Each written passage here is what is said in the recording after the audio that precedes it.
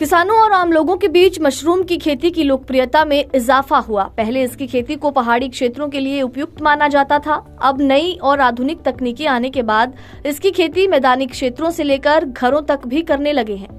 ऐसे ही पलवल जिले के गांव कटेसरा में रहने वाले किसान ओम प्रकाश बीते 10 वर्षों से लगभग आधा एकड़ जमीन पर बटन मशरूम की खेती कर रहे हैं।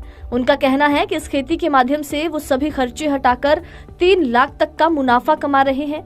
करीब 10 साल पहले फरीदाबाद स्थित कृषि विज्ञान केंद्र की ट्रेनिंग में वो किसान गए थे, जहां पर उन्हें मशरूम की खेती करने के तरीके और उसके मुनाफे के बारे में जानकारी दी गई। उसके बाद उन्होंने करीब आधा एकड़ जमीन पर टीन शेड डालकर मशरूम की खेती शुरू की, जिससे उन्हें अच्छा मुनाफा मिल रहा है। किसान ने अपनी आधा एकड़ जमीन पर टीन शेड के अंदर बांस बल्लियों के सहारे मशरूम बोने के लिए बेड बनाए हैं, उन्हीं पर वो मशरूम उगा रहे हैं। किसान ओम प्रकाश ने कहा कि अपने परिवार के साथ मिलकर इस खेती को वो करते हैं, अपनी अन्य जमीन पर सब्जियों की खेती करते हैं। उन्होंने कहा कि गर्मी और सर्दी दोनों ही मौसमों में मशरूम की पैदावार वो ले रहे हैं। सर्दी तो मशरूम के लिए अपने आप ही अनुकूल मौसम है, जबकि उन्होंने गर्मी में इस पैदावार को लेने के लिए टीन शेड के अंदर एयर कंडीशन लगाए हुए हैं, ताकि गर्मी के दिनों में मौसम मशरूम की फसल के अनुरूप रहे। बता दें कि परंपरागत खेती इससे पहले वो करते थे जो जुए की तरह थी, जिसमें उन्हें एक तो हमेशा आवारा पशुओं और आपदा से खराब होने का डर रहता था। अगर पैदावार सही सलामत हो भी जाए तो मेहनत और लागत के हिसाब से उन्हें उचित मूल्य नहीं मिलता, जिससे मुनाफा नाम मात्र था। लेकिन अब मशरूम की खेती में न तो आपदा और आवारा पशुओं के नुकसान का डर है और न ही परंपरागत खेती की तरह मेहनत और लागत। क्या नाम है आपका सर, और ये खेती कब से कर रहे हैं? मेरा नाम ओम प्रकाश है और मैं यहाँ गांव कटेसरा जिला पलवल का रहने वाला हूँ। और इस खेती को करते हुए मुझे लगभग 10 साल हो चुके हैं। मैं एक बार कृषि विज्ञान केंद्र फरीदाबाद में गया हुआ था ट्रेनिंग पर। वहाँ इसका ट्रेनिंग प्रोग्राम था मशरूम का, doctor BK Sharma ji organise कर रहे थे इसको। तो उनसे मुझे ये इस बात की प्रेरणा मिली मशरूम के लिए। उन्होंने बताया कि इसमें काफ़ी परंपरागत खेती के बजाय इसमें काफ़ी मुनाफा अच्छा है, ठीक ठाक है, तो ये खेती कर लीजिए। मैंने इसको 10 साल पहले शुरू किया था। परंपरागत खेती क्यों छोड़ी आपने, क्या वजह रही उसकी? परंपरागत खेती एक तरह से जुआ है और उसमें आवारा पशुओं नील गाय का भी ज़्यादा प्रकोप है। इसमें इस तरह का कोई झंझट नहीं है, कोई नुकसान नहीं है इस तरह का। ये अपने सब कुछ अपने हाथ में है।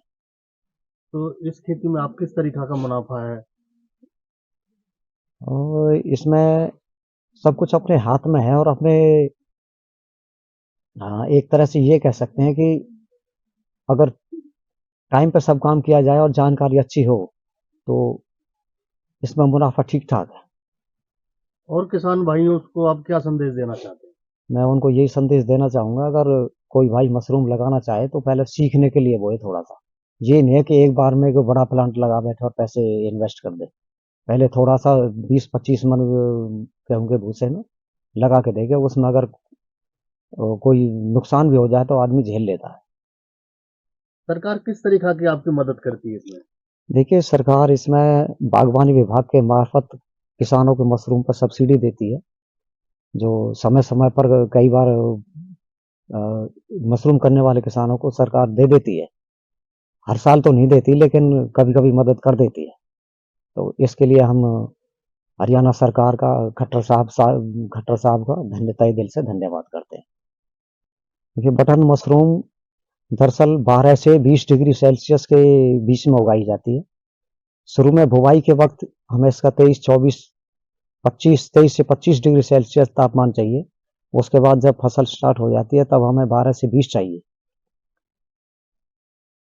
उसके बाद जब मशरूम अपने तोड़ना शुरू कर देते हैं, फिर इसके हम 200 ग्राम के पैकेट बना करके और पलवल, फरीदाबाद ये लोकल मंडियों में बेच देते हैं।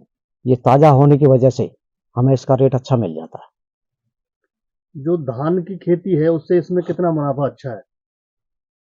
धान की खेती एक तरह से जुआ है, जो कि खुले खेत में होती है। आवारा पशुओं का, नील गाय का, इनका आतंक भी होता है, मौसम की मार भी होती है। ये बंद कमरे के अंदर खेती है, इसमें इस तरह का कोई नुकसान नहीं है, पशुओं का नुकसान नहीं है और बाहर के प्राकृतिक आपदा का कोई नुकसान नहीं है। क्या कहना चाहेंगे हरियाणा सरकार को? हरियाणा सरकार से मैं यही प्रार्थना करूंगा कि मशरूम की खेती करने वालों के लिए कुछ लोन।